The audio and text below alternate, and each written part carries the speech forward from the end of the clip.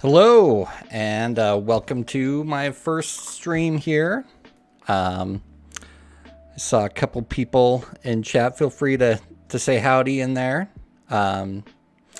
Yeah, my name is Tim. I'm from Wyoming, just to give a little introduction. I work with Microsoft technologies at work, basically the Power Platform, Azure SQL, Office 365, things like that. I guess that's Microsoft 365 now. Yeah, so just to kind of set some tone for this and for what this channel is about. I really like the creator side of app building, and wanted to kind of have a platform to do that and share that with people and even, build community around that. So that's kind of what this thing's about. And today specifically, I wanted to cover some aspects of Neumorphism, the design style. Basically because I had a request on Twitter from someone who had downloaded this app that I'd made a while back, and they were kind of wondering about how to use it, some ideas for things, and so I thought I'd kind of talk through that, and just go from there and see where things go. So, and this is, I'm recording this, so I'm just going to talk like it's there, and if things come up in chat, I've kind of got that up here so I can see whatever's going on in chat. If you have any questions, comments, anything like that, I'll do my best to kind of be watching that and responding to that. So we'll just kind of jump in and go for it. I thought first starting with a little talk about what Neumorphism is might be good. So I found a good little article that talks about this that I thought described things really well and kind of showed this little thing about kind of where it came from and what it's trying to do. So we'll just touch on this and using this graphic. So Neumorphism is kind of taking an extension of skeuomorphism, which is what this is. And what skeuomorphism is basically trying to make a digital thing look like the real thing. So this calculator kind of looks like a shiny plastic calculator here. And that was really popular. And then things kind of went to this flat design, which is, I think, what most people are probably more used to now, which, like it sounds, is just very flat elements. It's not trying to look real. It's trying to just look usable, and like just a flat digital object. So Neumorphism sort of strikes a balance between those two in the sense that it's kind of meant to have like an extruded soft plastic look, so really subtle edging and shadowing there. So it kind of looks a little more lifelike, but still has that very digital edge to it. Kind of looks kind of light, kind of fresh. So yeah, I'd kind of been intrigued by this. I've no design background or anything. I like to build stuff, and I want to make things that are usable and look nice and are engaging to the user. And so that's kind of where this started for me, was trying to get into how to design things that look kind of cool. And this is a direct rip-off, basically, from this website, which is neumorphism.io. And it's basically a generator, like an HTML generator for neumorphic elements. So you can kind of set things up in here, and basically gives you this code. And so my thought was, well, why not do that for Power Apps? So this is what I did. I basically just kind of copied it for the most part. And for this, one thing that was intriguing to me was the thought of like being able to generate code that's usable, like having basically a code generator. I think that's a really fun thing. So yeah, that's what this has. Downloading this app, you can find this in the official Microsoft Power Apps forums in the like the app examples section. And with this, there are 3 components to help make things a little easier. Because thanks, Tiago. I appreciate that, man. Because one thing about this, and I have this button to show, with any time that you're adding shadows, you're not just working with this shape. You've got to think about the extension of the shadows and where they go. And so this little button actually shows the size of the shape. And what might be readily apparent, or maybe not, is that you then can't place this as accurately. Like if you could try to drag it around and all that, but to place it precisely, there's kind of a problem there. So I made components specifically to kind of address that problem. And I guess we'll get into some of this. So like this guy, you can basically affect the different parts of the shadow. And I tied the blur and the distance together because, as you can see, like if those aren't tied, the effect gets lost really, really quick. But you can actually do some fun things with this as well.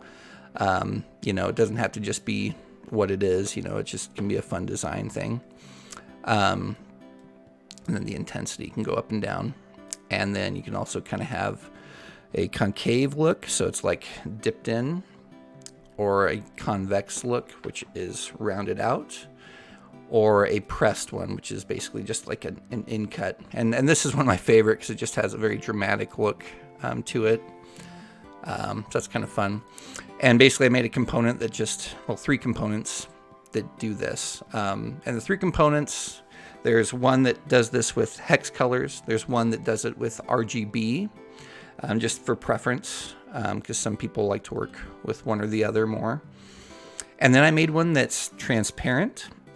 And so I'll actually switch over to an app that I just kind of made this thing up that kind of compares the three. So this guy is the transparent. This is the RGB, I believe, and this is the hex. And I made a little thing so we can change this up. I should go to gray because that'll be kind of nice. And just to touch just really quick on what's going on in these components. For these two, it is taking a color in, and then it generates two colors, the dark shadow color and the light shadow color. And those are basically whatever this color is, and then it affects them to make it a darker shade of that color and then a lighter shade of that color. So that way it's basically just kind of picture perfect, or it should be, to fit those colors. And I should also point out that it's probably obvious, but the neumorphic stuff is meant to be used on itself, like on the same color. And that's how it gets that extruded plastic look. Because you're creating a very subtle contrast for the shape in between the same, two objects of the same color, basically. With this transparent one, what's going on is that this shape is actually just transparent, and then there is a dark shadow here and a white shadow here. So this is basically a shade of black that's kind of transparent. This is a shade of white that's transparent. And not every color really shows it so well, but this is typically a lot less subtle. And I think if we go, let's see, I think some greens might show it off pretty nice. Oh, ooh. Now let's do this. We'll go back to this guy. Yep.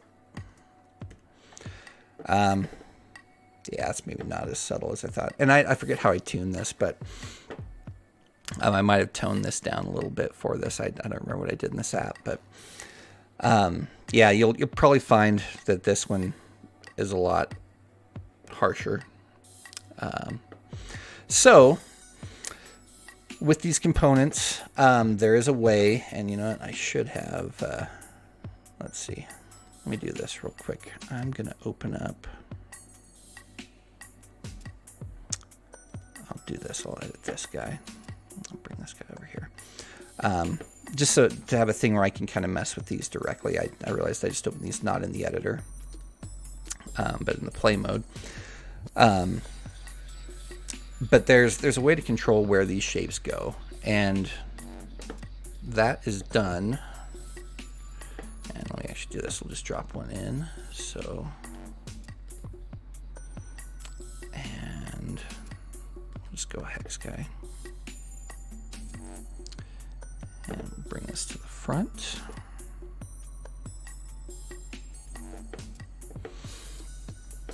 So there are a few things in here that might seem a little different. So we've got the shape X, shape Y, shape height, and shape width, in addition to the actual shapes X, Y, height, and width.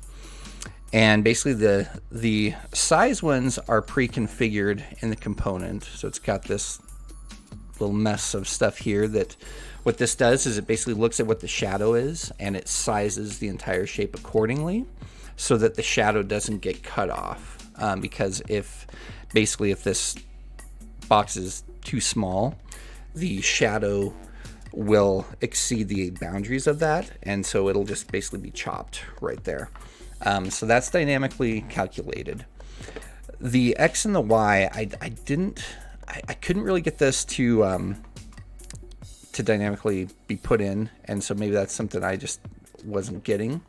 But this little formula is what solves that problem. So we go self.shapeX minus self.offset. What is it? Shape offset. And you can see right away that it sucks this thing directly to the edge because our shape X is set to 0. And this, like basically these will be what controls the shape from here on out after we put this other control in right here. And for this we go self.shape Y minus self.shape offset. So now, by setting the shape X and shape Y, we can move this to where this corner is now where we tell it to be here. And then we can set the shape width to what we need it to be. So basically now this just becomes a shape that we can work with like any other.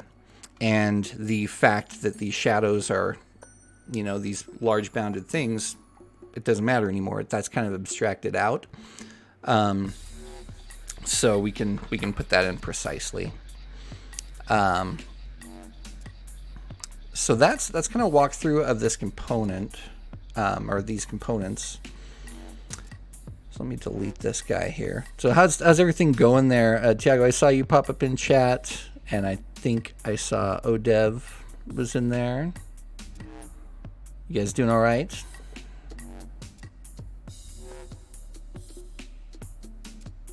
Let's see if...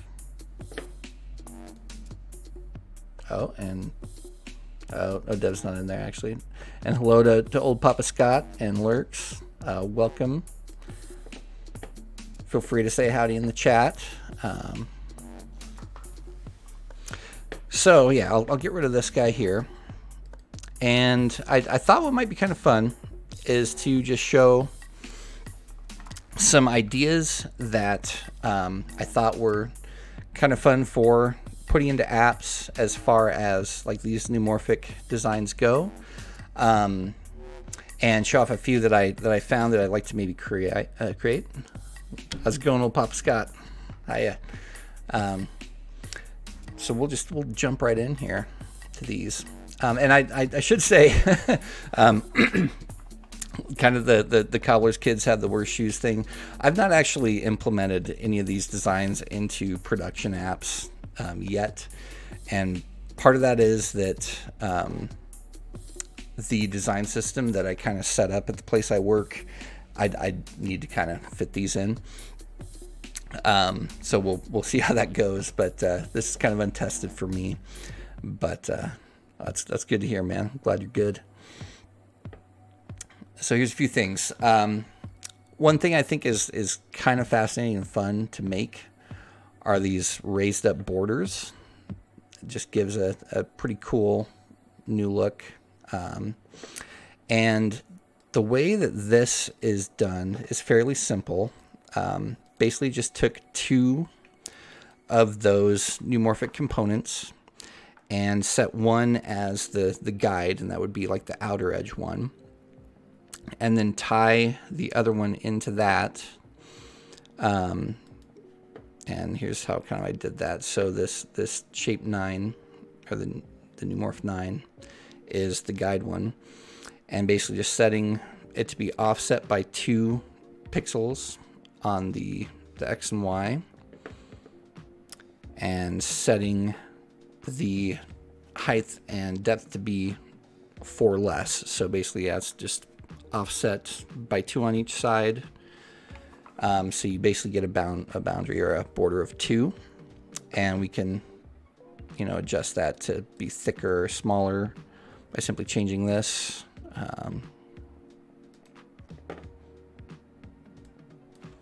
And I should say, I mean, I don't know everybody in chat or anything, but the tool I'm using to work in right here is called Power Apps. It's a Microsoft product that's basically made for low code or no code development. And if you're interested in that, if you don't know about it or anything, I mean, feel free to speak up. There's really easy ways to get in on this if you are a developer. If you're not a developer, even better. And yeah, just to get started with this process and building things. So here we go. So we just kind of thicken that guy up, and it looks like I messed up the Y here.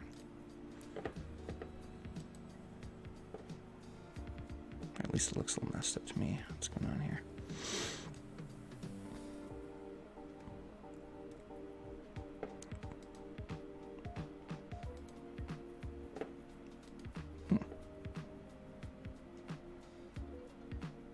Yeah, it's just me.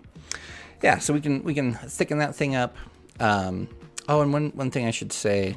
Well, we should. Yeah, let's just look into the component itself. Actually, that might be a little more handy to what's there.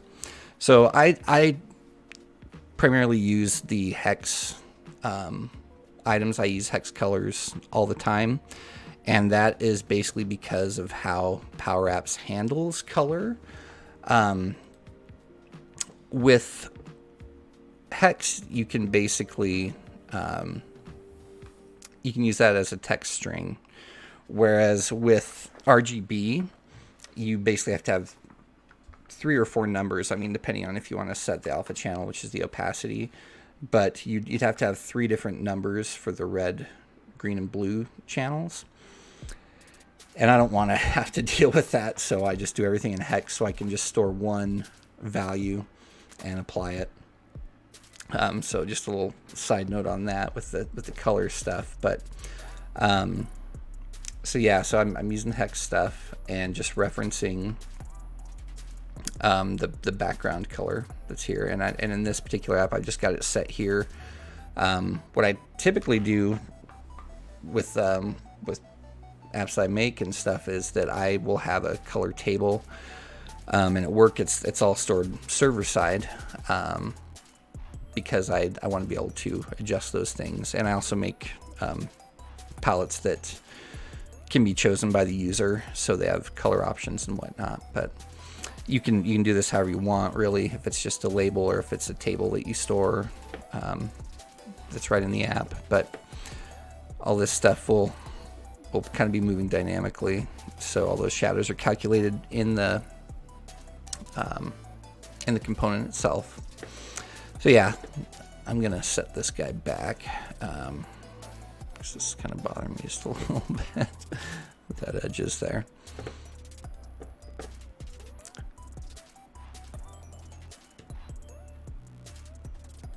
So any questions or comments or anything so far?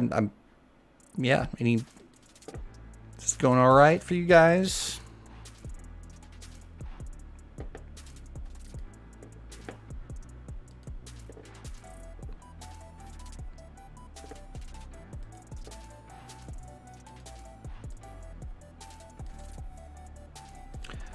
So I'll get into this thing again. I guess I should kind of slow down and explain things. I'm kind of all over the place here, but to offset these things in these controls, no questions? Okay, good job.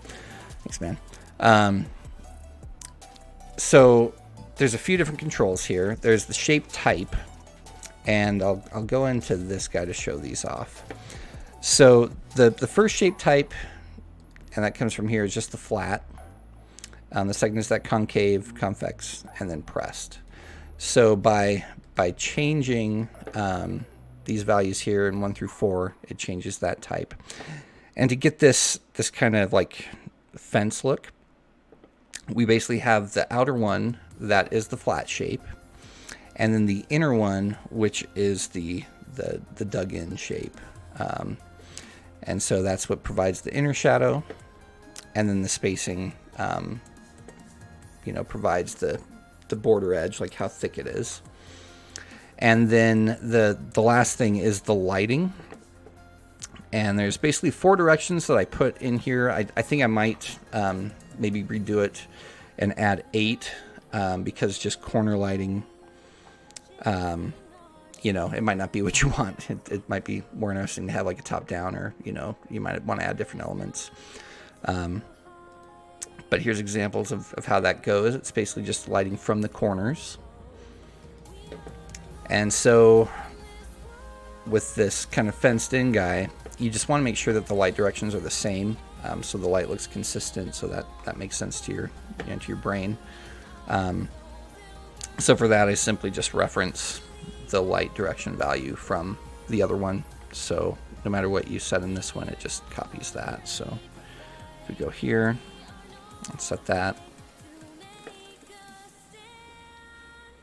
And you might notice this too. I mean, this kind of, I guess, highlights the importance of consistent lighting and kind of thinking that through, that this kind of looks weird how light seems to be coming from here on this one, but from this corner on the other.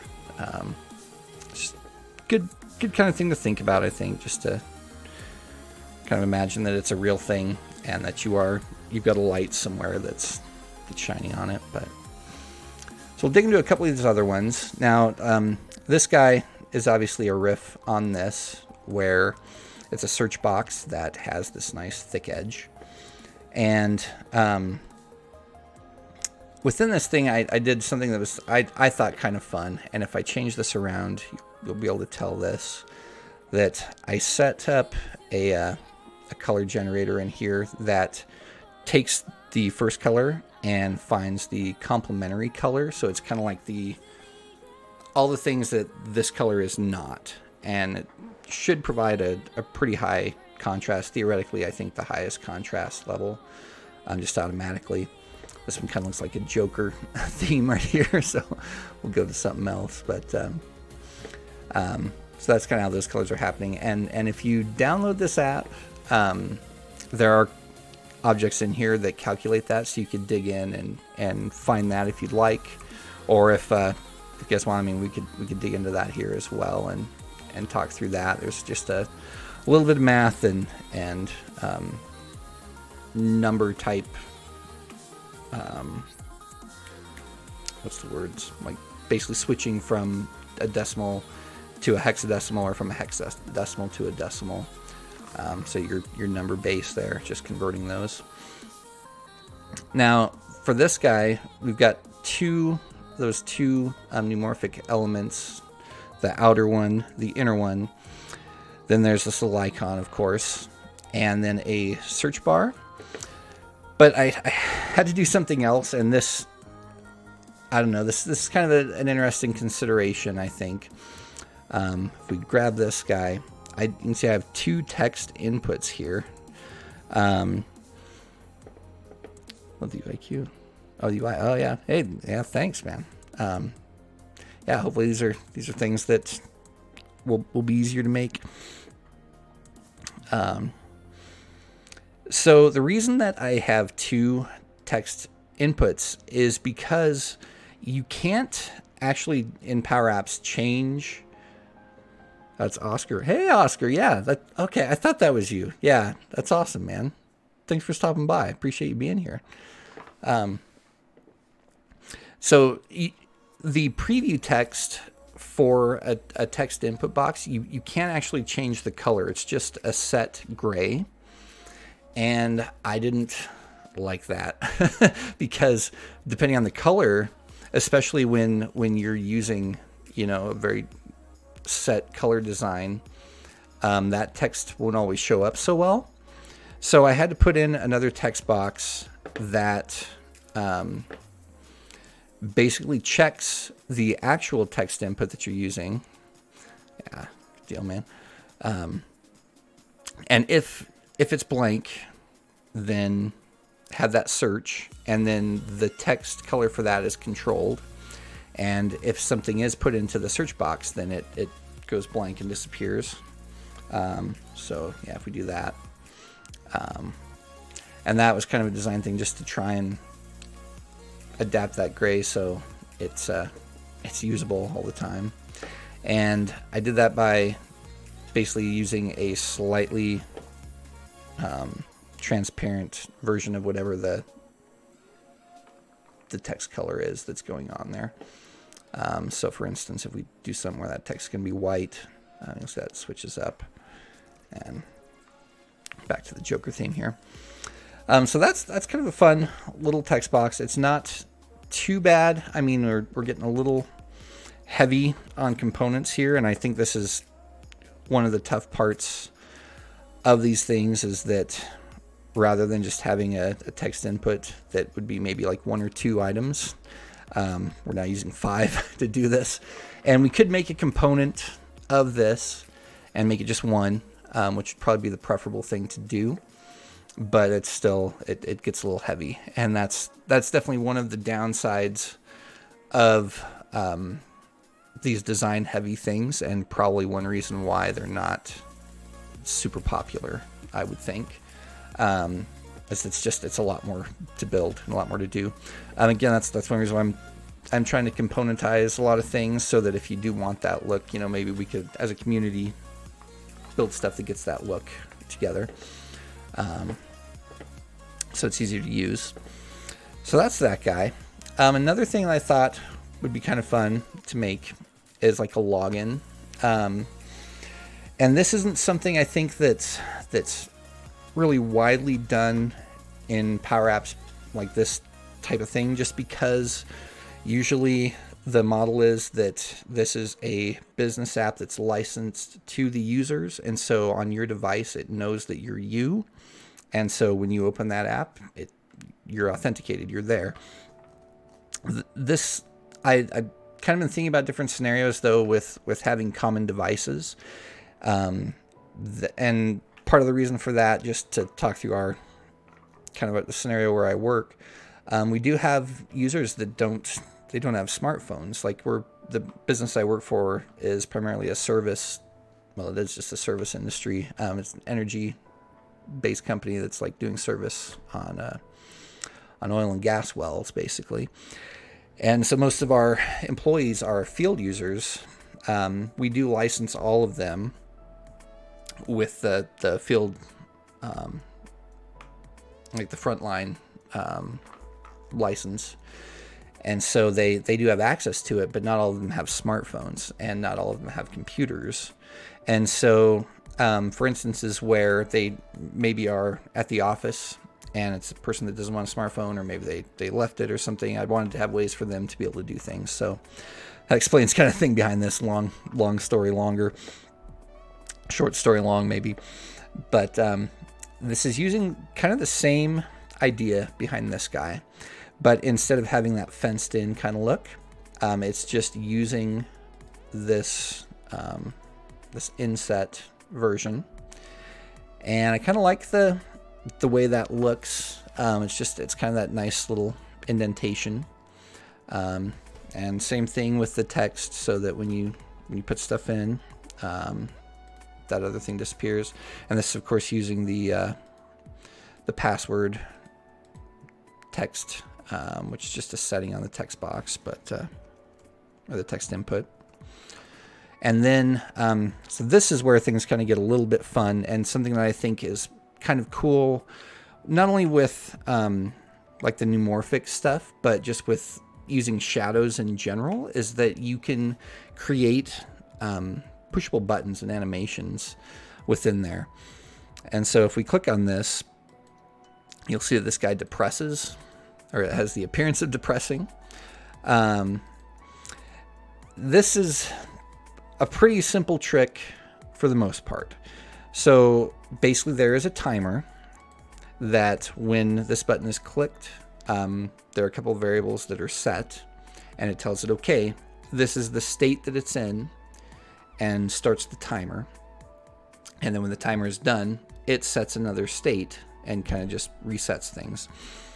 And essentially the states that are there are that thing is in the flat, and then it goes to this pressed, and then back to flat when the timer is done. Pretty simple.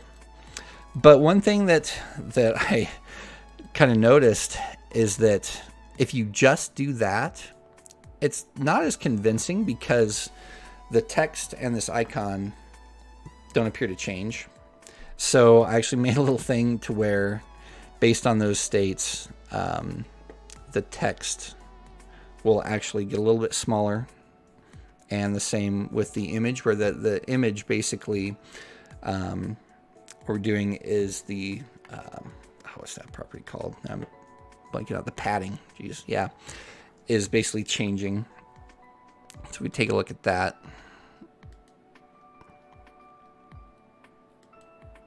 Oh, no. I did change the whole thing. Okay, I forgot about this. I didn't do the padding. It's been a while since I looked at this. I actually did the X and Y and the size, and I think I did it because the padding, if I'm remembering correctly, was really jittery. Like it wasn't very smooth. It was very, very sharp. So here's the deal. Basically, when it's in that push down state, which basically these are the two things. So the var button is login. That's what this thing is. So it knows that thing was pressed. And partially why I did this is because I'm using one timer for all the things on here, just to have that out there. But also, if the timer is started and going, it just adds one. Just 1 pixel is all. It doesn't take a whole lot. And then, yeah, same with the Y. And the height, then with the width, I'm just referencing the height because it's a square, but it basically does the same thing, but it takes away a pixel rather than adding one. So it's shifting it, like diagonally down, but then it's basically making the shape smaller, so it looks like it's moving the other direction, if that kind of makes sense. Yeah, so that's basically just giving that little push to give the feel of motion, the illusion of motion. So one thing, and this, you could just put all these components in, which is what I did here. So like all that button is this stuff down here, these 3 items. But you can also componentize that, and I did that with this guy. So in here, made a little hex button that is essentially just one of these shapes with an image and a button on top. And made it so that kind of, oh, well, okay, so I was pulling that from the password thing. I'm not paying attention, so sorry if that was up for a while. So yeah, so this is basically just a component of that. Well, with components, as you may or may not be familiar with, depending on if you've used these in Power Apps, but they work differently than just any other control, and you can't always just connect them to data and have them be talking to things the way that you like. So to control that, just added a toggle, and there's an output and input on, or maybe there's just an output on this guy. That's basically when you push this button, it just basically toggles the toggle, and that will run your code.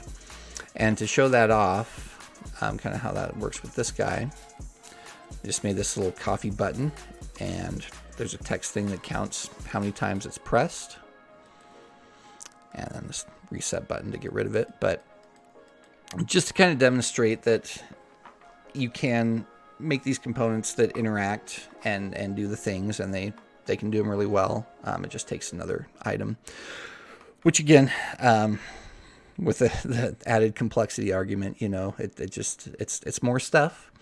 So there's an intention that has to be there, and a design that you're kind of intentionally going for.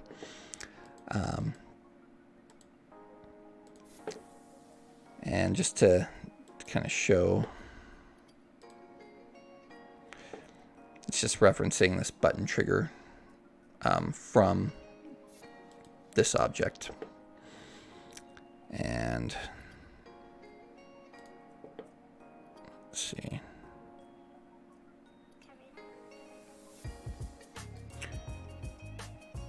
Oh yeah, okay.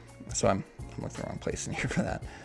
I believe that is just one of these properties that, yeah, okay, right here. Yeah, just so it's just a property of that. And with this, the timer is baked into this guy too, so that kind of makes that nice. You could control all those different things. And this, just so it's known too, I mean, one of the things with this channel that I wanted to do more than what I'm doing now, which is more talking about stuff. I actually want to be building stuff and then releasing it to the community. That's kind of the objective, for the most part, was just to have a place to make stuff and, yeah, hang out with people and do that and get comments and collaborate if possible, you know, just be building cool stuff and putting it out to the community. So this is something that I'm going to finish up and get components made and put this app out. But for this intro one, I thought just talking about this stuff might be helpful. And again, oh yeah, well, thank you. Thanks, Oscar. Appreciate that, man. Yeah, so we'll just kind of see where things go. But for this one, it seems like with design stuff, talking about it more might be good. For one, I mean, for myself, I don't have any background in design or anything. So I definitely consider myself a bit of a neophyte and trying to learn it. And sometimes when you're trying to learn stuff, it's fun to learn it with other people and share what you've learned. And so that's a big part of this too. I'm trying to do. So let's dig into just these last couple things. And this is something that I think would be kind of fun and that I personally haven't done too much, but I know that there are people that do a lot more media stuff in Power Apps. And so having media controls, I thought would be kind of fun. So this is just like your typical media player. We're going to have that state change from play to pause. And I should say too, with both these buttons, what is happening with the animation side is that it's basically just switching from a convex button to a concave button. And that's how we're kind of achieving that illusion of it being pressed. So, and I think the kind of the feel is just those kind of dimpled, raised up plastic buttons that dimple in when you push them. Yeah. And again, it's kind of doing the same thing with the shape where it is just squishing it a little bit so you get that illusion of it being pressed. Whereas like if it was just static, it might look a little funky. Yeah, and this is just, I just threw this guy in, showing like kind of more square type buttons. Something with this, and yeah, boy, I should note, kind of going back to the start, I guess, but the way that all this stuff is done is by using an HTML control. That would have been a good way to start off. So if I go to this component and how this thing is, basically, well, it's the hex. So these text lines are basically just doing color conversion for the shadows, but the bulk of it is just an HTML. And there's a lot of stuff in here that gets pretty ugly. Basically, it's got to kind of know a lot of different things. It's got to know what the shape is, where the light's coming from. Again, the size of the margin, so that it can make a shape of the proper size and not cut off those shadows. So that's essentially what the most of this is doing. And then this here is making those shadows, and the way that it's doing that is basically just taking the color and either changing the intensity of it to be darker, or basically taking a light version of that color by raising it up, and that's kind of what these conversions are doing.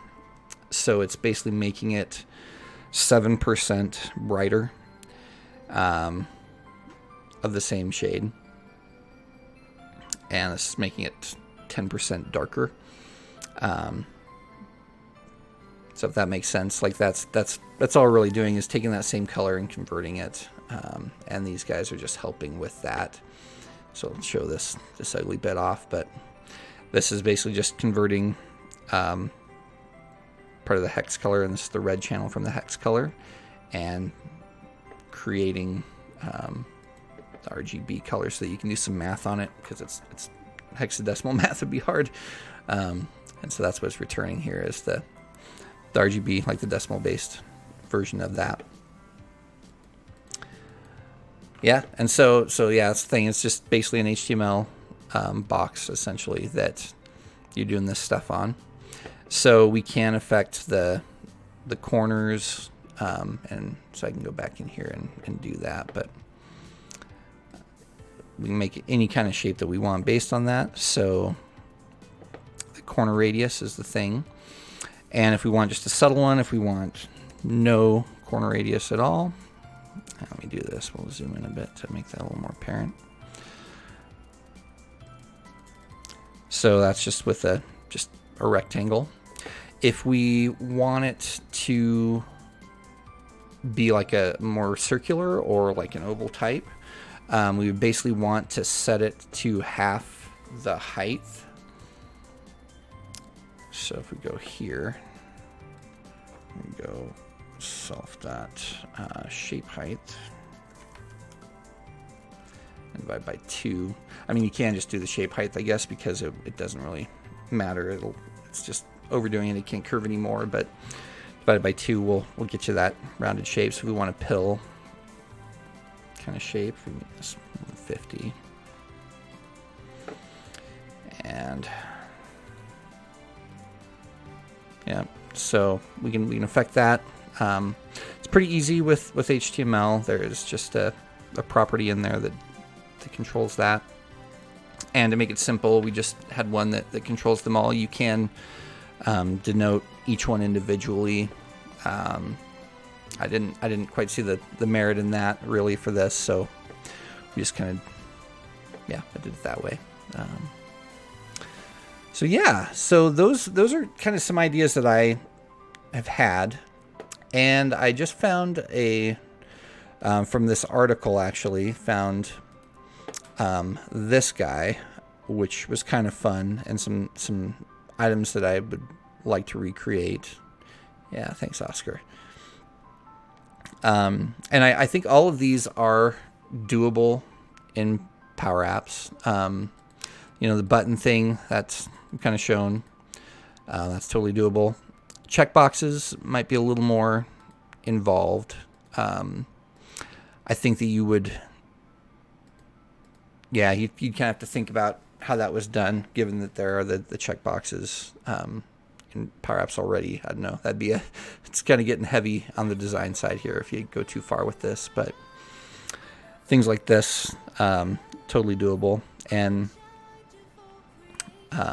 again, a little more mathy. You have to get into the timers and stuff. And I don't know if there's a lot of merit for this, really. You'd have a really cool looking app, but it'd be pretty heavy design and probably not the business side of things so much. Yeah. So I don't know. Are there any questions, any comments, anything that you're wanting to know that you'd like to see? Oh, for rewatch after as well. Yeah, I will be posting this for rewatch. Thank you for that question, Sarcastic Horse. Yeah, I love cramming HTML in as well. obviously, because I'm doing loads of that. But yeah, there will be rewatch here on Twitch. Also, I'm recording this, and it's simultaneously going to YouTube, but I set that to private because I think I might, I don't know, maybe do an edited version or something. Try to just cut out some of the dead space, make it a little easier to watch or something. So yeah, this will be posted. Twitch keeps things, I think, for 60 days with the standard thing. So that'll be up on Twitch definitely for 60 days. And then, like I said, YouTube. And yeah, I can get that all out. My YouTube is just my same name. It's just YOTim. I have nothing posted yet. so this will probably be the first. Yeah, thanks for that. Any other questions or anything?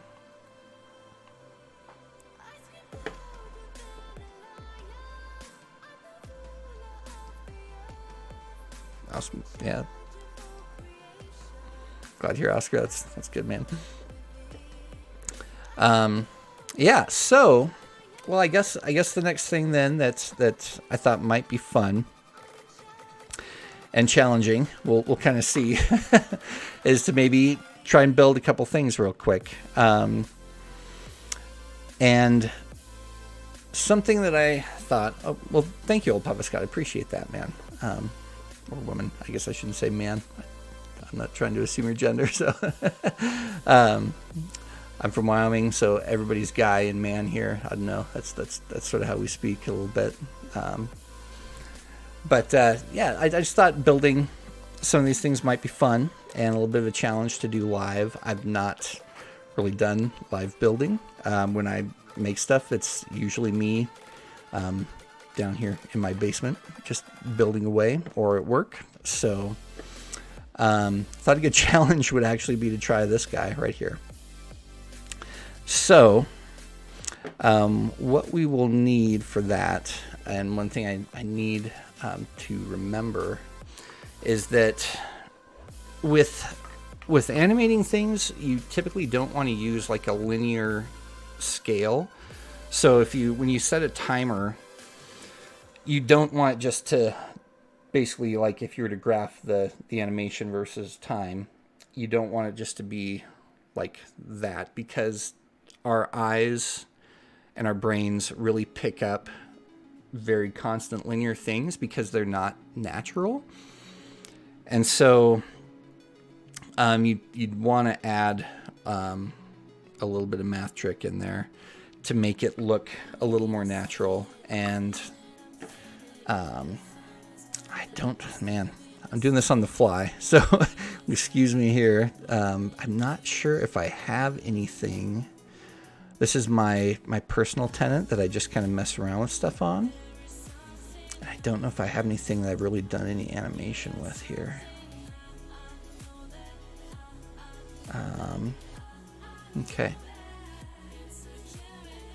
Well, we'll just go for it, man. So, we're gonna need, I think if I'm looking at this right. Yes, Oscar, I will be. Basically this whole guy right here, I'm gonna try to clean this up and break it out into componentized, or at least grouped up things, because each of these buttons would probably be a component, but it'll be there. Yeah, thank you. Yeah, I'm excited to do that. So with this guy, it looks like we basically have 3 distinct shapes. If we pause it, oh man, so those are actually going to be 2 each, so it's going to be 5. All right, we'll see what we can do here. This is going to be good. All right, so for this, it's looking like we're going to need 5 different of those neumorphic shapes, because we're getting this outside shadow, we're getting an inside shadow, and that's for each one. And then just looking at this, we are going to need to not only animate the the radius of those circles, but basically the shadow distance to make it look like they are flattening. Oh man, all right. This could be a failure, but this will be fun. We'll see what happens. And then the last one looks like just this. The button itself is just doing that same flat and pressed. So that won't be too bad for that guy. That might be the place we want to start. And in fact, let me just make a new screen here. And we will set the color the same so that we can just control it from one place.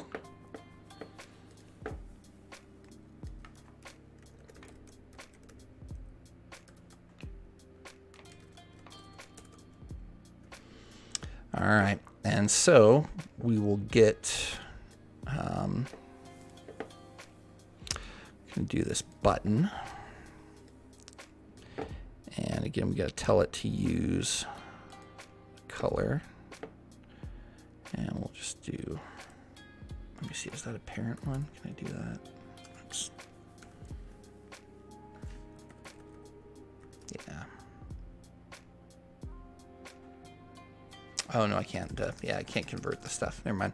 Yeah. So here's the thing about this, and this brings up kind of a good point, I think, to know, which I should have thought about. But when you've got something that's in a color property, like the background, the type of it becomes a color. So it's no longer text, and you can't really treat it like text. So anything that's like this is trying to convert the color. It can't. It needs text. So it can do those operations and break it up, and yeah. So that's a thing to consider. Again, that you have to know what to reference, and you can't reference a color. You've got to reference the text value of the color, which is easy enough because we can just do that.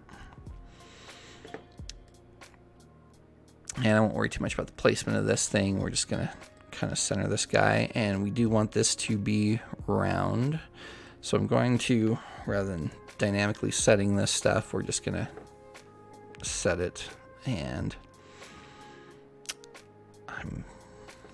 let me look at this guy here.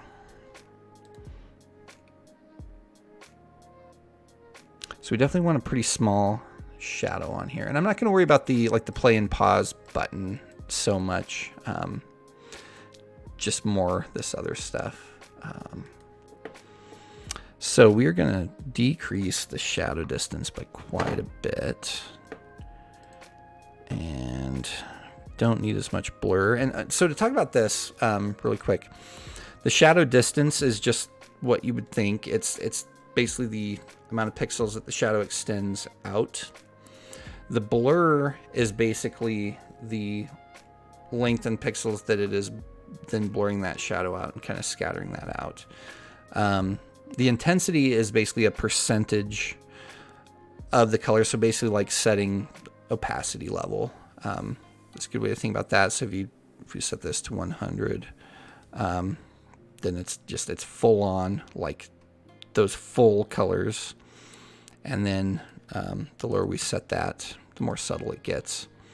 And we want this to be pretty subtle, and we'll just go for 20 on the shadow blur. Whoops. And yeah, okay. So this is a good showcase for that, the problem of setting things and why I built the ShapeX thing. That really showcased that beautifully, because if we change the size of the blur, the shape is then smaller because we don't need as much room to fit that shadow in, which, since it's basically set to this top corner, it moves the shape around. And so actually here, this will be good. This will be a good thing to do. We will set this up. What am I doing? Can't do text in there. So we're going to go to the self ShapeX. Oops. And oh, whoops, yeah, I'm forgetting some things here. We've got to go minus self dot, oops, shape offset.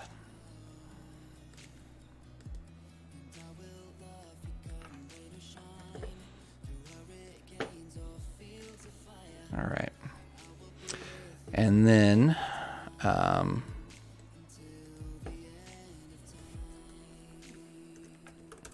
should be able to set this centered. Self dot shape width. And so here's a, if just, I don't know, this is probably pretty widely known. Oops.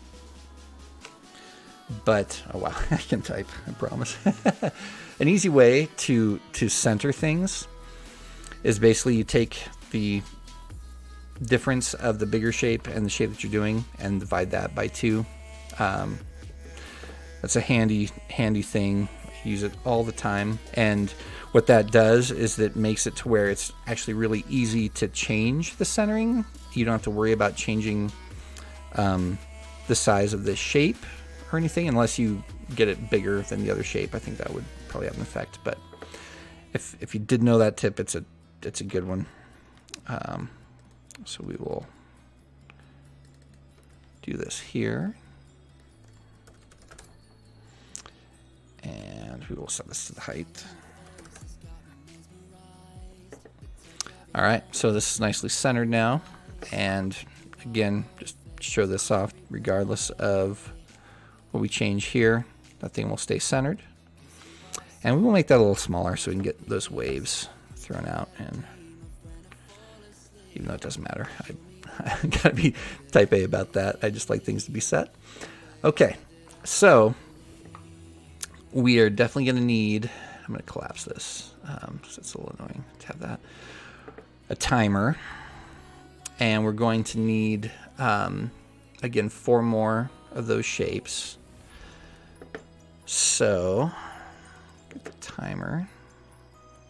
Let's stick that bad boy up here. And we're going to need 4 of these. And let's go ahead and start naming these because it'll just make it a little nicer. Oh, yeah, that's already being used. Let's go S2 for screen 2. So this guy is going to be the, let's call it Ripple 1 outer. Oops, outer. Go S2. And we will more of those in, and so we're going to have 1 inner.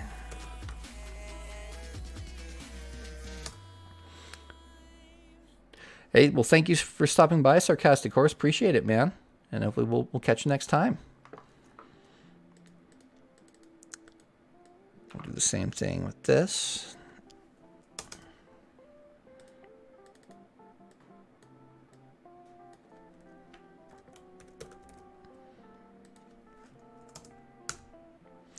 Okay, and these will all want to be back.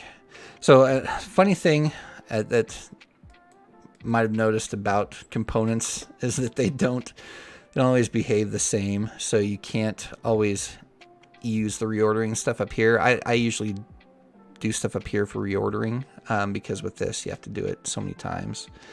But for these, that's kind of what you have to do. So send that back. Now we are going to have to think about the layering of this here.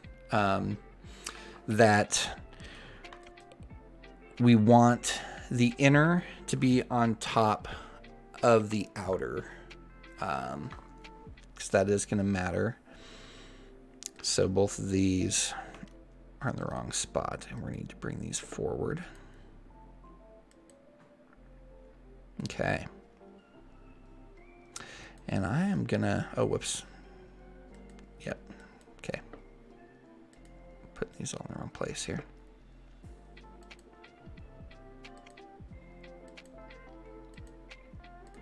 And that one will send to the back.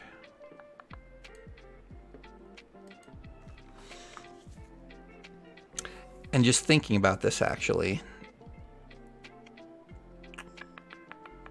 I think, you know what? Yeah, I think I'm going to actually have to use the transparent one. That would be better, because what I just kind of realized is that we're now making it to where the one ripple is objectively the upper ripple and one is the lower. But we need them to be able to start at separate times. So I'm going to get rid of these, actually, and I'm going to insert the transparent one. And again, if we bring this to the front,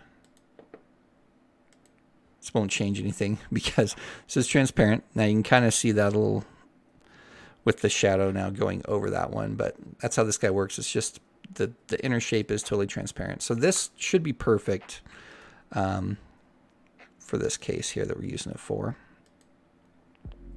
Oops, I want to send it all the way back.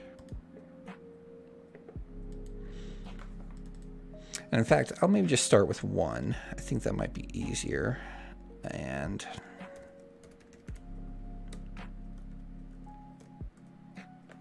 this will be the outer. Boy.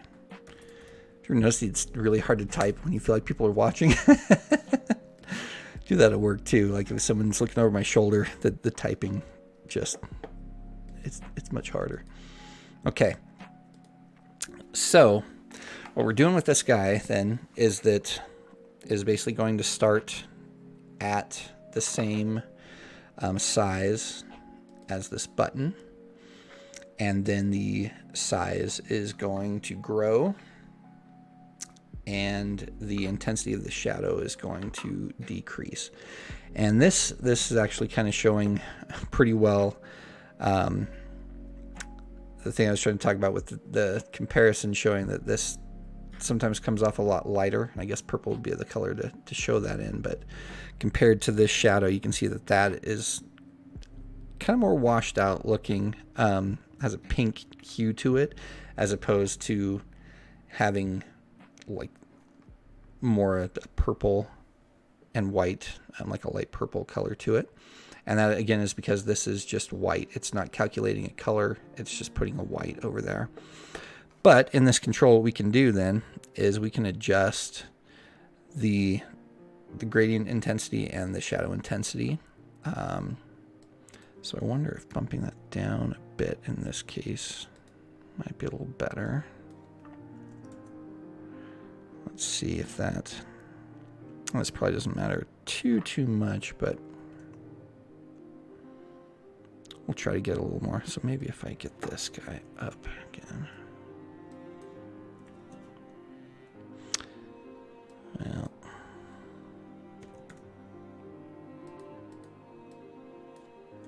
do this.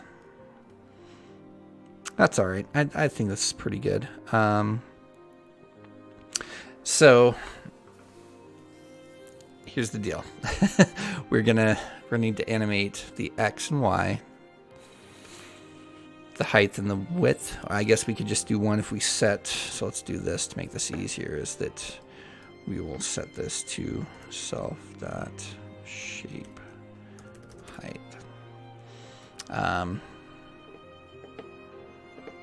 So that will be a little easier there. The corner radius, we want this to be a circle, and we are going to set this dynamically to be the shape height divided by 2. And then we're going to need to do at least the shadow intensity and probably the distance, but we'll work on getting the overall shape first, and then we'll go from there. So I'm gonna need to remember, man, on my work computer, I made a little spreadsheet to help with the animation stuff, but I usually use the sine and cosine. And what is that called?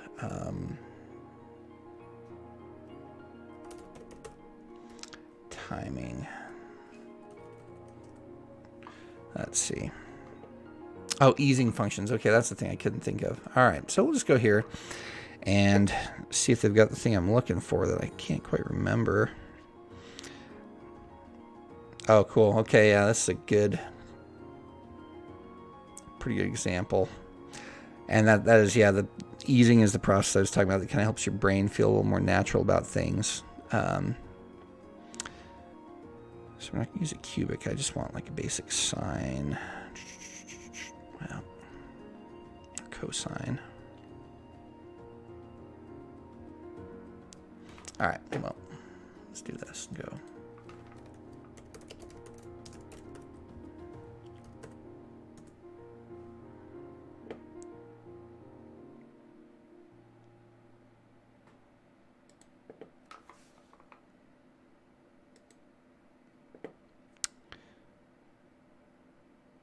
Oh, he's using. Oh, okay, yeah. All right, here we go.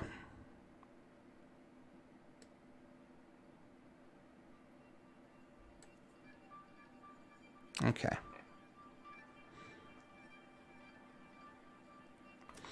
All right, and there's a bit more to it than this, just this function here, because we've got to know where we're starting and where we're ending, and what's going on in between there.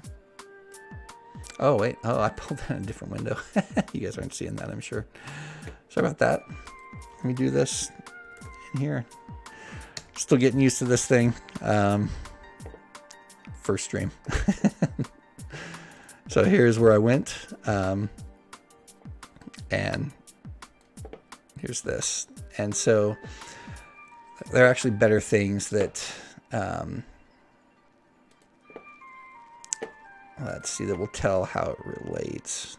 And in fact, Brian Dang put out a great thing for that I will try to track down. But a good reference. Oh, and this is the one that he posted, actually. This is perfect. Okay. So we're after these sinusoidal guys. These ones I like to use because they're pretty simple. I mean, it can seem a little bit much because you're getting sine, cosine, and stuff, but in principle, it's pretty basic. So these definitions: C is the change in value, B is the start value, T is the time, D is duration. So I'll go back down to these. So we basically need our time divided by our duration, which we get from our timer. And then we multiply that times the distance that we are changing. And that's basically, so we are taking a function of that change in time and using that to change the distance that it goes.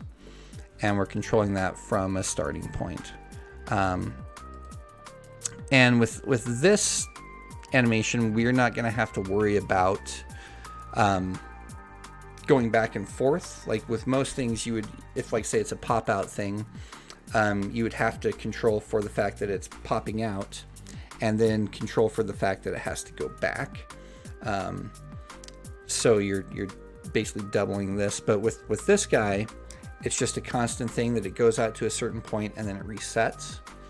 And so my thought with that is that we basically just set up the size that we want it to grow to, and then when the timer reaches the end, the timer will just restart as long as the button is pushed, and that should get us where we want to go. And the B is like where it starts from. So yeah, that should be what we need for that. All right.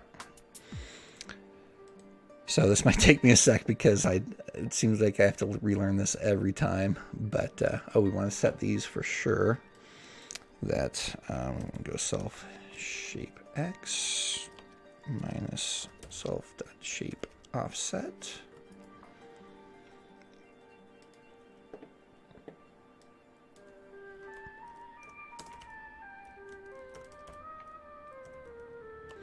And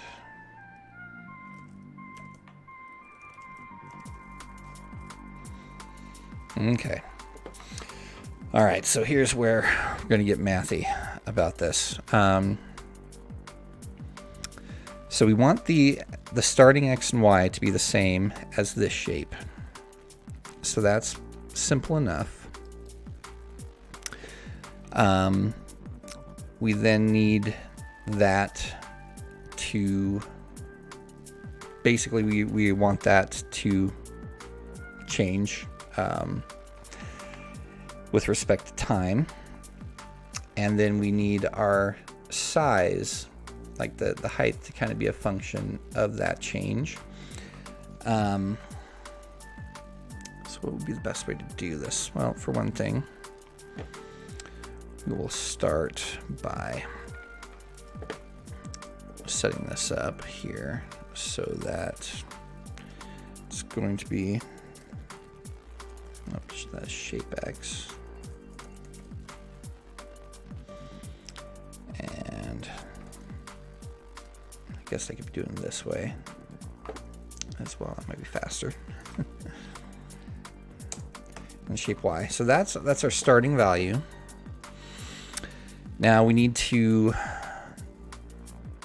we're going to be changing that by an amount. So maybe we go out, I don't know, we'll start with like 200 pixels. And then multiply that by our function with relation to time. So let me do this. We're going to make a little note here.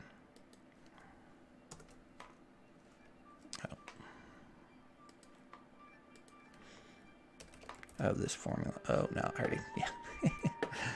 Okay.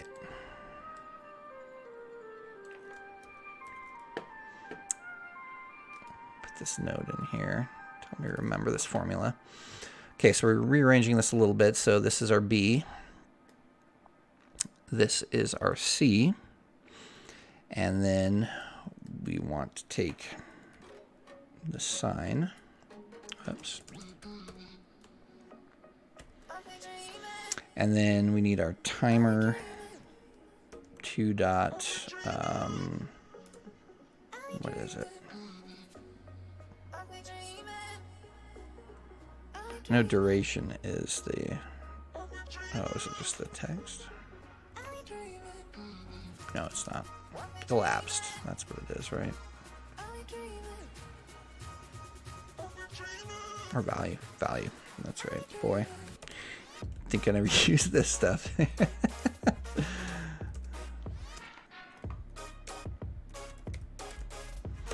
Okay, so that's that part, but then doing that as a function of pi, and that's basically to help with the sine. So we're going to multiply that times pi divided by 2. And okay. I think, oh, and you know what? It's not going to be plus because that would move it down. So we want to move it up. So we need to subtract. And the same with our x component there.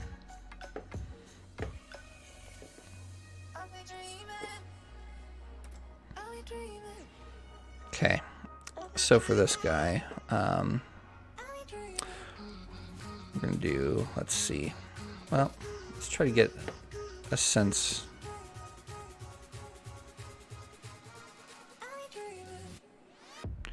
So that looks like about 3 seconds for each ripple. So these are in thousandths of a second, so we're going to set this to 3,000. We're going to set the repeat to on, and for now we'll just control it by pushing the button.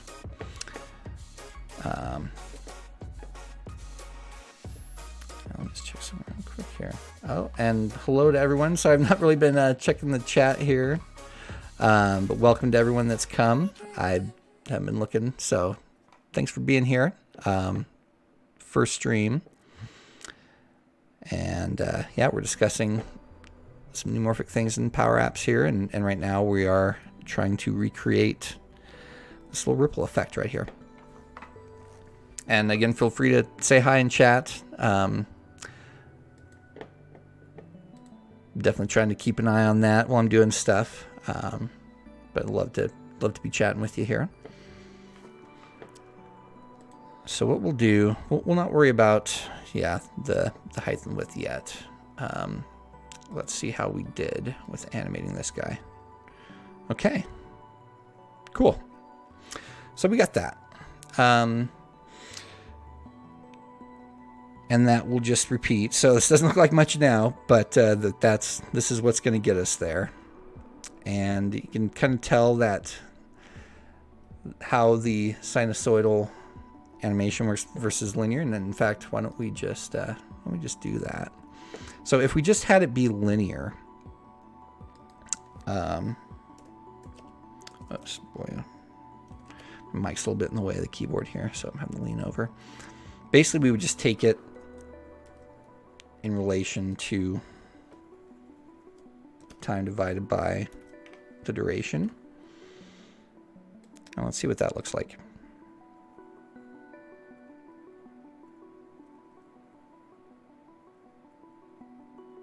Yeah. Oh, man.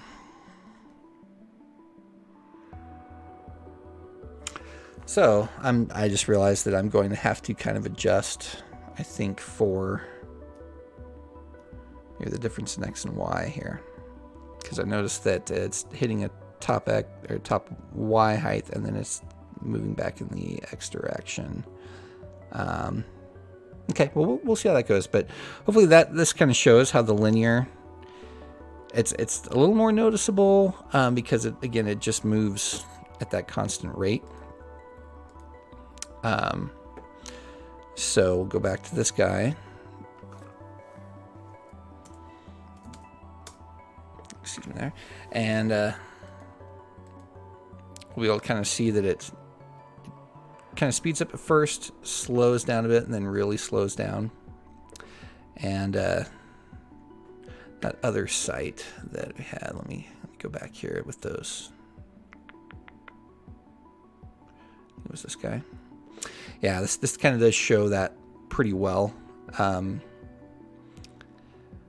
again, things like this are really cool because you can create all these different effects, like bouncing and things like that. It really isn't too hard to implement. Thankfully, with sites like this that basically just tell you how to set things up and what to do. But yeah. You can find me on Twitter. All that stuff's on here. If you have any troubles or questions or anything, I would be happy to try and help you out. I'm not a designer or animator by trade or anything like that. I dabble and try to make stuff, but I'm happy to try and help out if you're digging into stuff and having some trouble. So the next thing we're going to do is we need to animate the change in size. So the good thing is that we know, because we set it, we know how far this is traveling.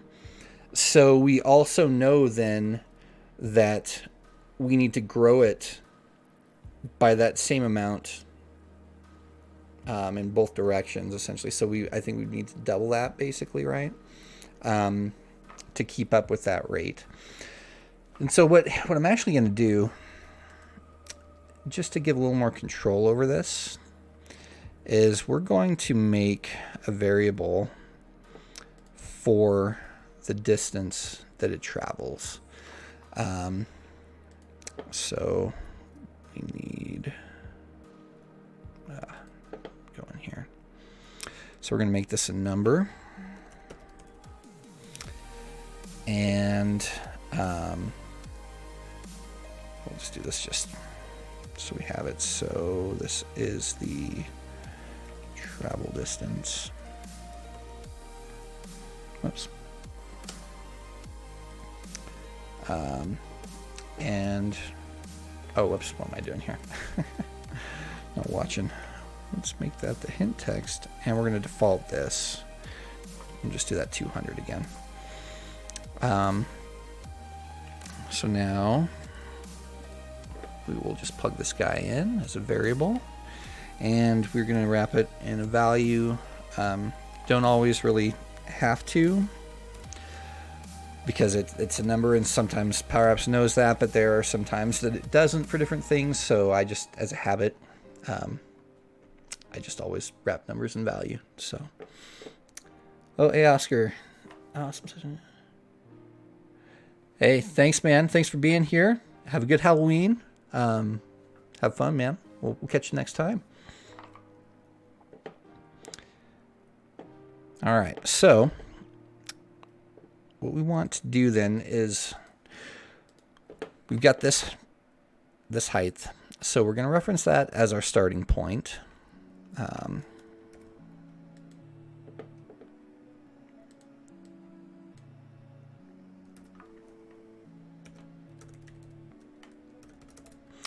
And then we essentially want to scale this by the distance that we're traveling, but again, doubled.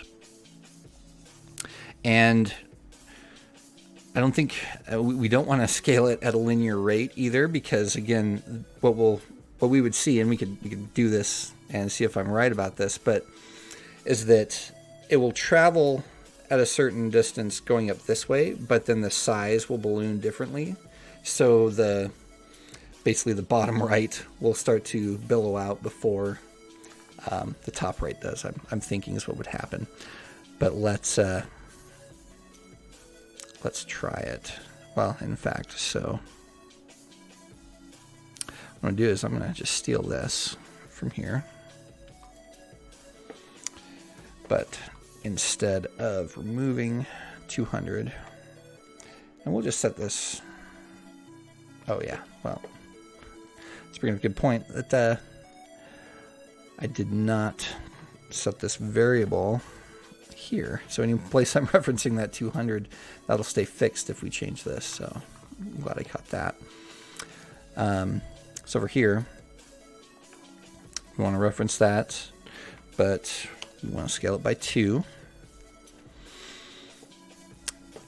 Let's try it out. Let's see what we've got. Ooh, there we go. All right. Sweet. So let's go back to this, and just to demonstrate this easing stuff, we'll do this with the linear on one, and let's see if we can do that. And that'll, I don't know, it probably shouldn't make a difference mathematically, but we'll put these in there. Oh, I got a space. Okay, so now let's see how this looks with one moving linear. Oh, okay, so it's the opposite. It's slower at the start and then moves out. So that's, yeah. That's why having this stuff consistent will matter. So we'll change that back. But yeah, just it can be kind of fun to see those examples and mess around. And, you know, sometimes maybe you want to have some different effects that way, to where things are moving at different rates, and you can get a really cool effect. For now, we're just trying to get this pretty constant ripple. So yeah, we're going to go the same. All right, let's take one more look at this and see.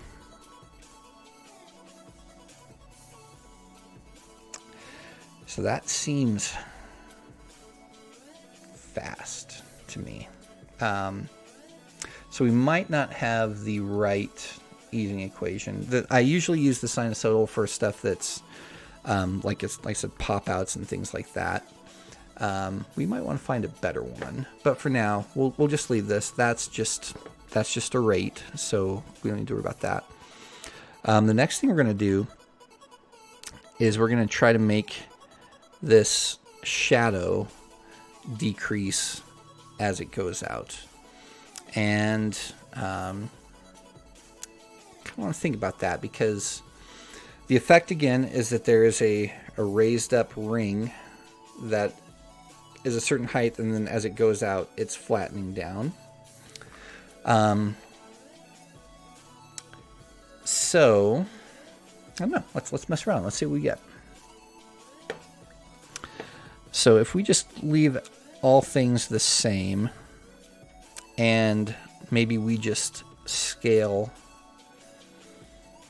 the, let's see. So we want to do it inversely though, right? Because we want to start making it smaller and then eventually down to 0. So, okay. So we would need to subtract.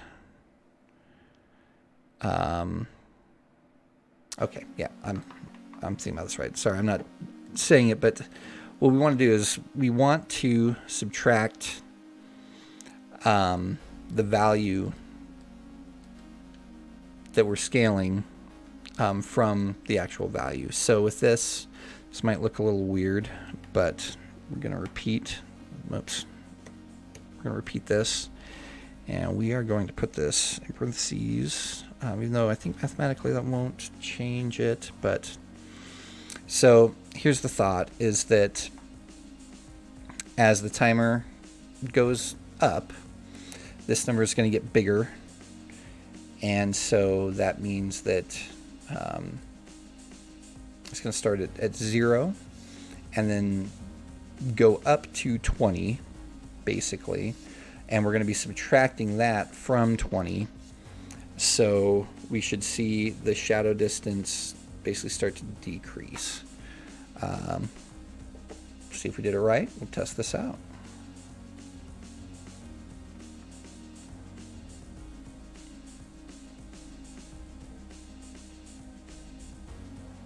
Let's see. I can't really tell if that's right.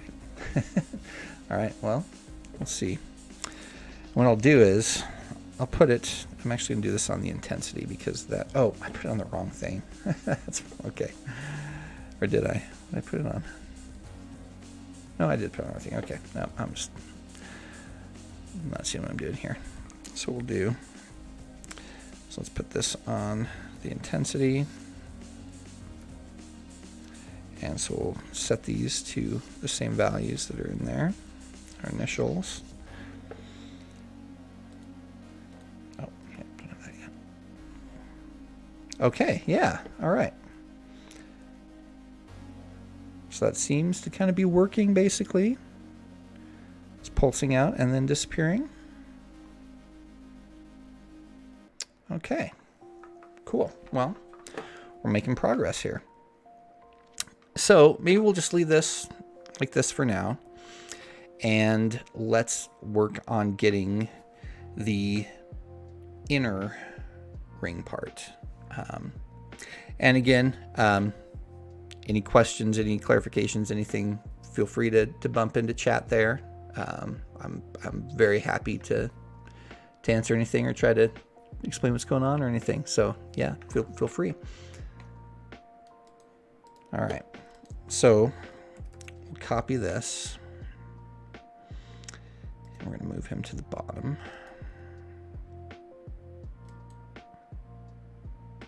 And even though it probably doesn't matter with this thing, we are going to bring it forward one so that the inner ring is on top of the outer.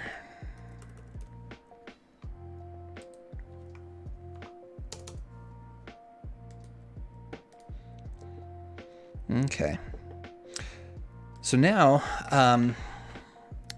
we've got a ring that's moving basically how we want it. We need to scale it a little bit differently to look maybe a little more naturally like water, like a water ring, like this guy is doing. A nice gentle movement. Well, this inner one, we want to basically follow it, but we need the size to be scaled differently. So I think maybe the easiest way to do that would be to set the size relative to the other shape size and just scale it down, and also set the X and Y to be offset a little bit. So the way that we'll do that, we'll just copy this guy here and the shape X. We'll do that shape X, but we will go in, let's say 2, not 23, just 2. And then we will do the same thing, but for the Y.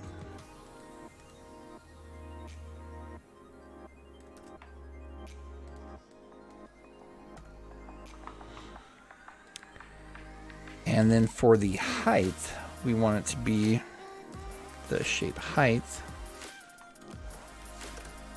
but we want to subtract 4, double the offset. And then this, the height is referencing, or the width is referencing the same height, because it's a circle. That'll be fine, and that should work. Let's test it and see what we've got here. Oh, you know what I didn't do though is, okay, I forgot. Very important thing is that we want the shape type, again, to be 4, and again, what we're referencing is just these different ones. So we're using the flat, and we want the press, so it's the inner shadow.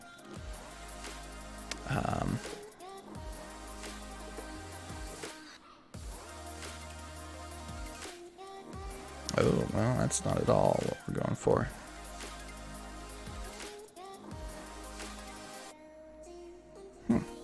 Okay, let's see what went wrong here.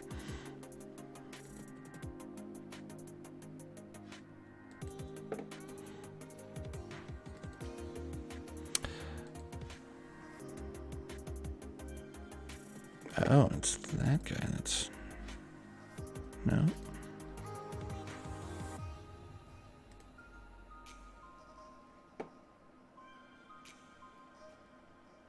Oh, jeez. Okay. Yep. Yeah. All right. Just going typo central here. So I cut that out. So what we're doing there. Oh, no. That's right. What am I thinking about here? Well, let's find what's going wrong. See which is which here.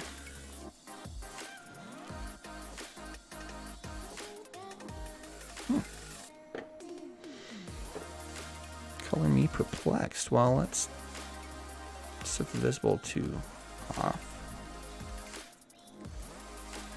Okay. So it's that guy. Well,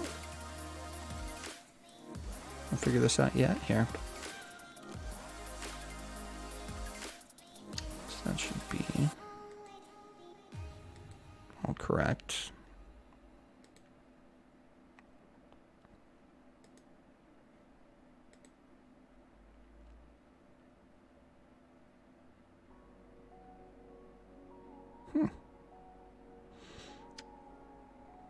Don't know. All right, well, for now, what I'm going to do is we'll just ignore that guy. And we'll bring this guy back and make sure it's kind of doing what we're wanting.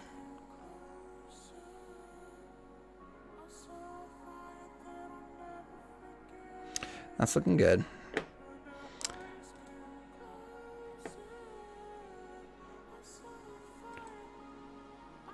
Let me see. So my thought is that I maybe referenced something that is incorrect.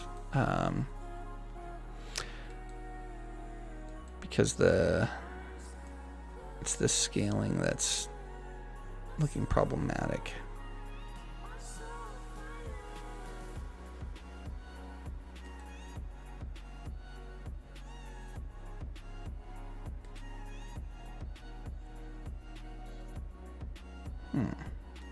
Okay. Because theoretically this should be the same size right now. Well, let's see what we got.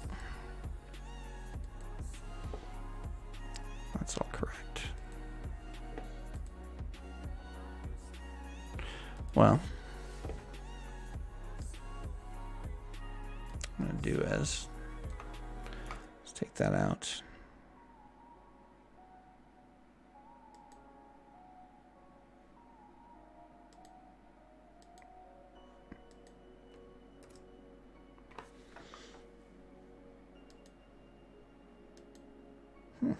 Okay. I don't know. It's a bit of a mystery right now, but what we can do is we can just get started on the other ones, and maybe that will help lead to some thought about what's happening here. Because I am just not seeing it myself.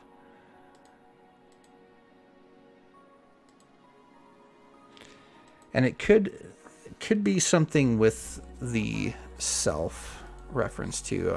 Sometimes that gets a little funky with components I've found. I don't know exactly why, but I've had some things where you definitely can't reference it from within a component into itself when you're making it. So I don't know. We'll figure something out here. But what I'm going to do is I'm just going to copy these, and we're going to move these to the back. We're going to make a second ripple.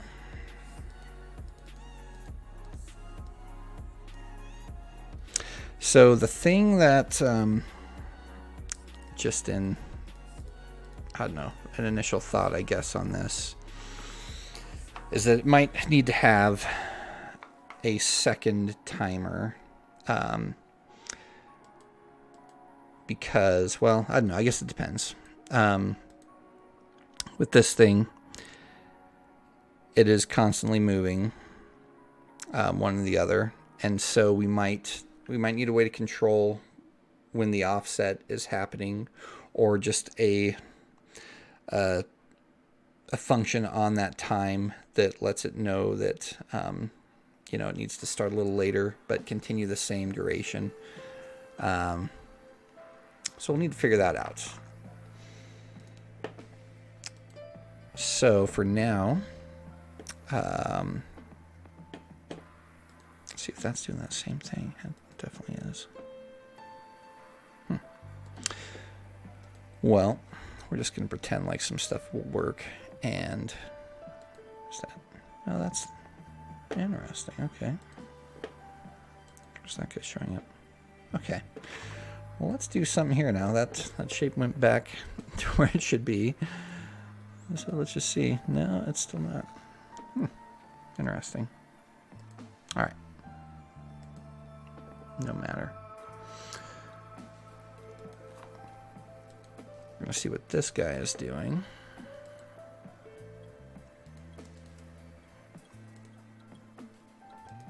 And if you see my problem in chat, feel free to say, because I am not quite seeing what I did there.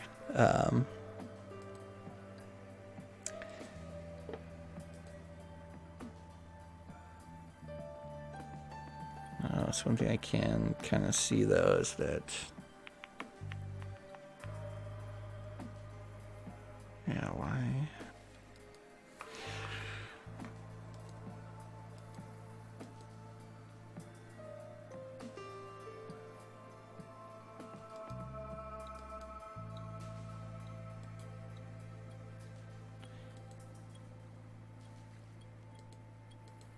Okay, well, here's what we're going to do. This is just a thought. This may not matter at all. This may not be the thing, but I'm not sure why.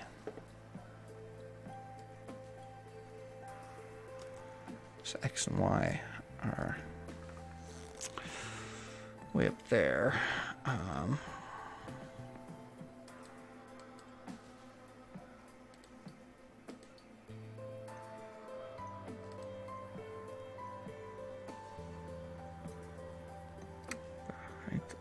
width.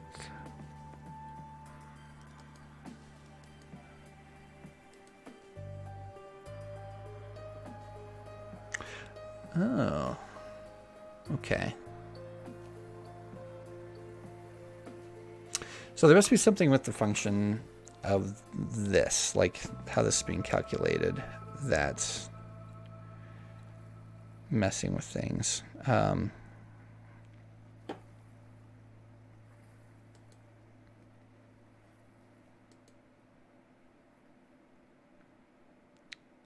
Yeah, okay. Okay, well, we'll figure this out. In the meantime, we're going to get the timing set, and we will just kind of ignore the fact that these two are messing up and not have them visible. We'll have our inner rings showing up, and we will get through this outer ring that we're not showing, we'll get the timing set.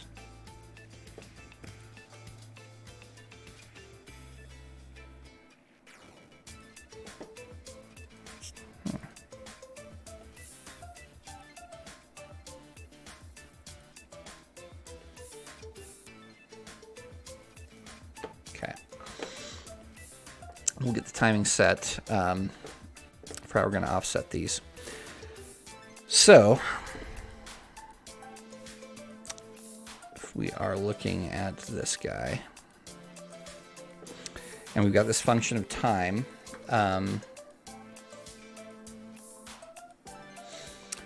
we kind of want it to be offset by half. So, I don't know, some ways to do it maybe. Maybe have two timers that are going. Maybe have one timer and have it add some time and figure out a way for it to still basically have the same duration, but maybe offset the time that it's or the rate that it's going at or something like that. So changing our value. So let's say if we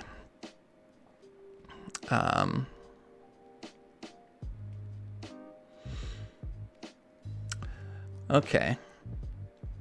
So maybe a thing we could do is use like some modular arithmetic here to kind of control where it's at. So do mod on this. And we want the divisor to be timer 2.duration.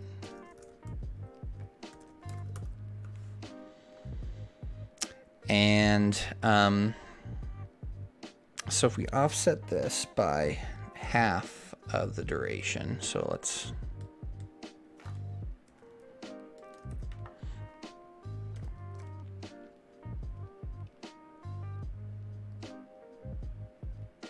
see. All right, so here's what I'm trying to do, I guess.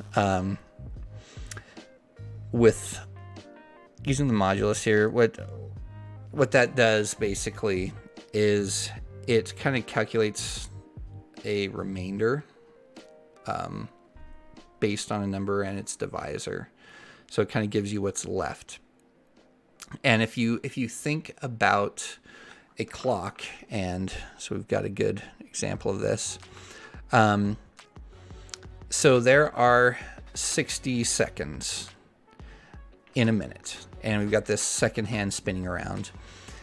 If, say, we have 45 seconds, and we're at the 45-second mark, basically, and then we add 30 seconds, so we rotate another half around, we don't have, by the hand, we don't have a minute and 15 seconds. It basically just goes around to 15 seconds.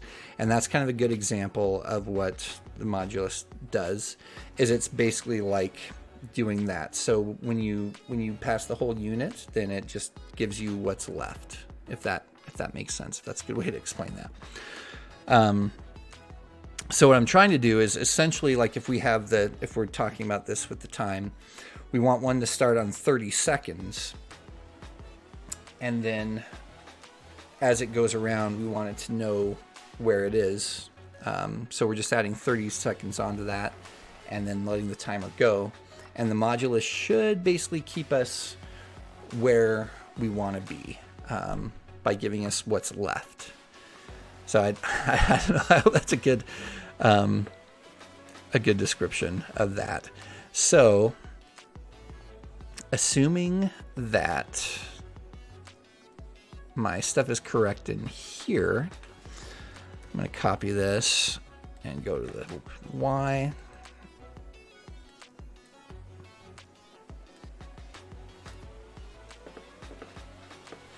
And we'll check the height because that's going to need to scale by the same. So I actually just want this bit. All right, so we'll see what we get here. All right, so far we're looking kind of good because it should be halfway out. Oh wow, what is that doing now?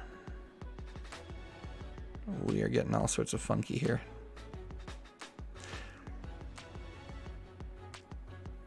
Well, something's amiss for sure.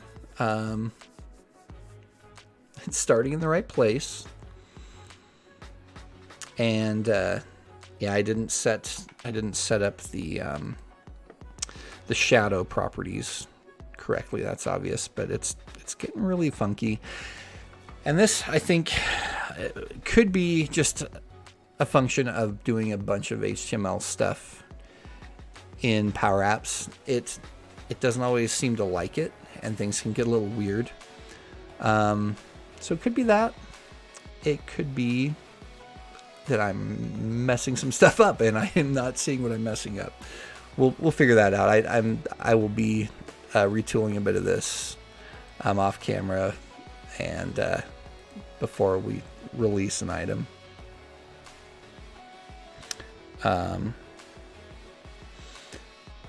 Yeah. So we'll go from there. But let's see here. So let me actually well, let's do this. We will go and correct this the shadow stuff so that we can at least see how that's working out. Did I? Oh. Yeah, going the wrong thing. Okay, so the way we're doing this is we just need that sign part.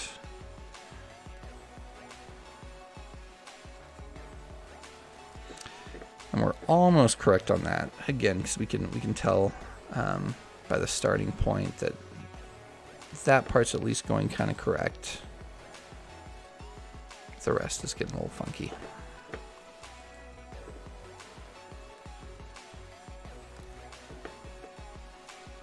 Okay. See what we got here. Warts and all.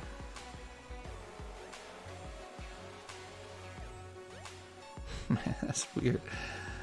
I'm not sure. So here's what I'm going to do. Is we're going to take this guy out. Yeah, why? I'm just going to look at this one real quick because this guy is just broken here. Yeah, we are running into some weird HTML stuff. That's all right. This stuff is not typical Power Apps usage, so we may be exceeding some of the boundaries of what we can do, but that's all fun. It's good to see what you can do and what you can't. Oh, I didn't make it visible. And we may get this thing working yet. We'll see. But this guy. Okay. So we can see the shape is working how we want it. We can tell that the shadow certainly is not.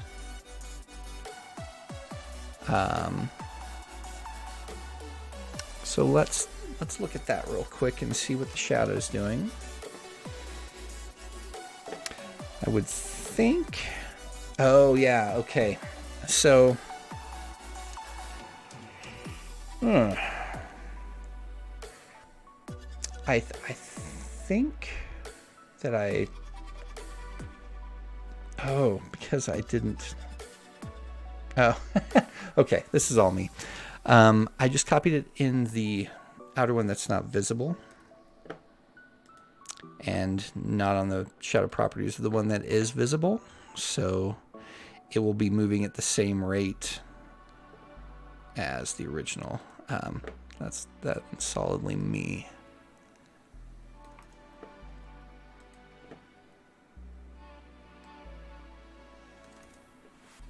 Okay. See if that does a little better. There we go. Okay. That's great. All right. So, a little modular math for the win here. Oh, you know, something I just realized with this, we probably could use the same easing function, that's the word I'm looking for, to do this, and we just need to extend the duration to slow it down, because this is all a function of time and how much time we're taking to do the thing we're doing. So I'm going to bump the time up, and we'll double it to 6 seconds. And see if that's a little closer to what they're getting. Yep, that looks pretty good.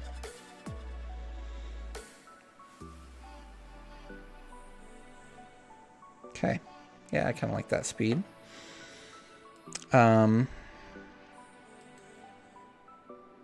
All right, we're just going to go for broke and make all these things visible here and see what kind of funkiness we're getting. Because it's definitely just a mess in there. So odd. All right. Well, I've got some work to do to figure out why that's going on. But we are reaching kind of the 2-hour mark here. So what I'll do, I guess, is kind of wrap things up here. Thank you, everyone, for coming and checking this out. I will be streaming every Saturday from 1 to 3 my time, local time, which is Mountain Time in the US. You can definitely find me on Twitter at short for Tim. If you have any questions or comments or anything that you would like to see or ideas to build, basically this time this kind of thing I'd like to be doing is just kind of building design heavy stuff in Power Apps, and hopefully more successfully than the hot mess that we got going on right here, but we'll get that figured out. Whether that's with icons and graphics or stuff like animations like this. And then again, the hope is to build something and release it to everybody, so that you could take this and run with it and do your own thing. And again, those will be posted on the official Power Apps forums, the Microsoft forums, in the sample and example app area when I get that finished. So if there is not any pressing questions or comments or anything that anybody wants to throw into chat, we'll wrap this up a few minutes early. And so I'll give a sec to see if anyone has anything to say or ask real quick.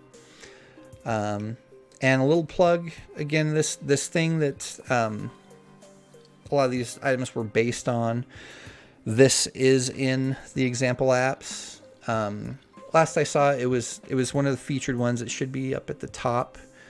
If you go in there, that might not always be the case, but it is called the Neumorphism generator, and does have these components that you can just drop into a Power App and kind of start making some of these things right away.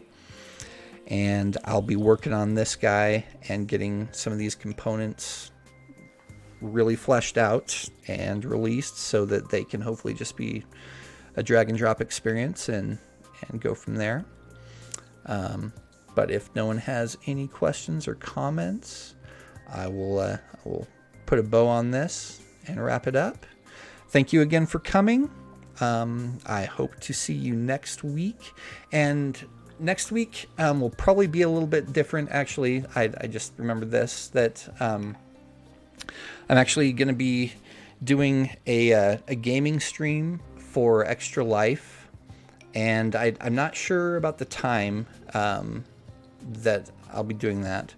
But one thing that I thought that maybe during this slot, and I don't know if there's 2 hours of content for this, but during some of this slot, I might actually get games that people have made in Power Apps and play those, because there are a lot of people that have made really cool games. So I thought that might be fun during this time slot, but I will be streaming a lot more, I think, than 2 hours that day. I don't know if I'm going to do the full 24-hour thing. We've got a team of people that are Power Platform, Microsoft Power Platform users, and people who are going to be doing it. If you are interested in that, if you want to join the team of people doing that Extra Life thing, you might hit up John Levesque on Twitter. He has posted about that a bit, so it'd be cool to have people doing that. If you want to watch and support, there will be people doing that pretty much all day. So yeah, we'll have that going on. And then after that, the following week, I'm pretty sure the idea that I want to start working on is I had the thought of doing like an avatar generator that uses SVG, kind of like Nintendo's Mii, or any other avatar generator. The basically, you could pick the hair, pick the body and head shape and all that stuff. So I'm pretty sure that's what I'll be doing, and that will be in 2 weeks from now. So if that sounds interesting, I'd love to have you come on back and hang out while we build some stuff. And did not put my ringer on silent. That's my phone. But yeah, that's what we'll be doing the next couple weeks, and after that we'll just kind of be working on other ideas and trying to flesh them out. So thanks again for coming, and we will catch you next time.